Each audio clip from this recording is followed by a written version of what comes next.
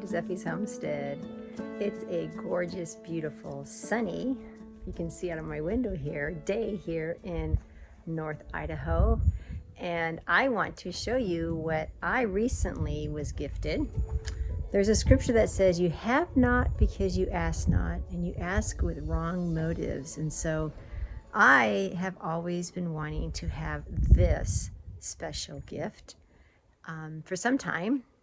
Yet I knew that, you know, it takes money and time and all that stuff to really make things happen in life, right? Because that is part of how there's a means of exchange. You have to have money to purchase, right? And so when you live on a homestead, whether you're off-grid or on-grid, you still have to pay. There's still a lot that's required financially, and it can get really expensive. And so I am totally with frugal homesteading and finding ways to make what I need work and functionable.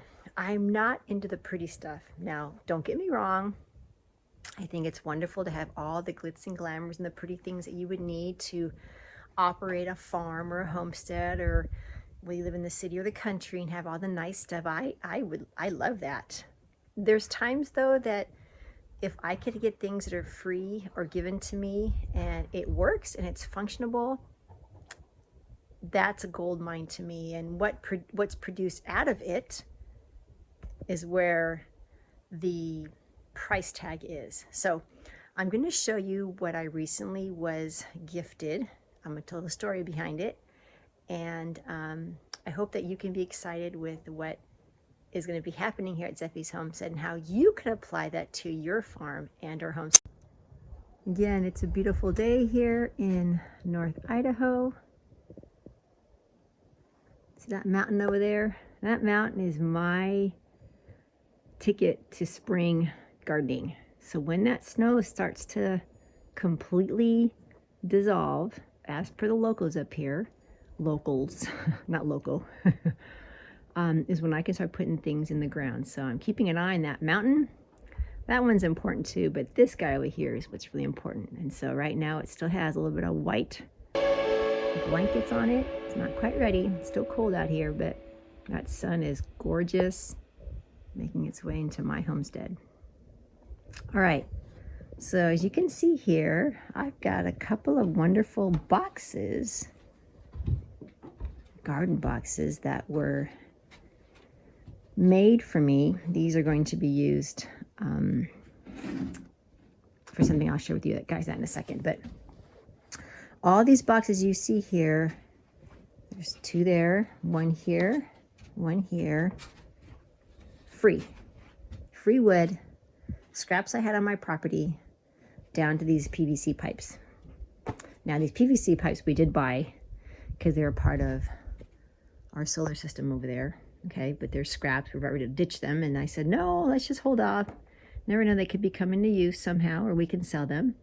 Well, my husband has a great idea to use these as the stability for our hoop houses over these garden boxes.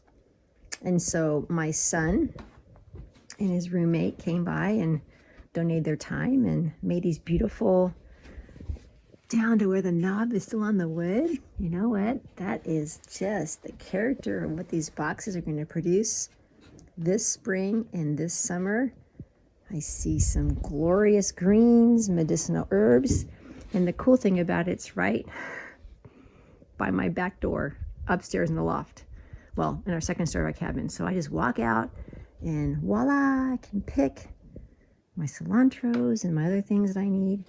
And so it's not quite of a pretty picture here yet, but just vision with me and what you're gonna see. Just like my garden down there isn't all pretty right now. It's still under a bed of straw and cardboard, and the snow is still kind of hanging out.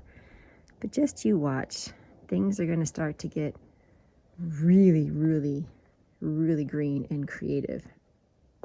So I got me some garden beds, all donated wood.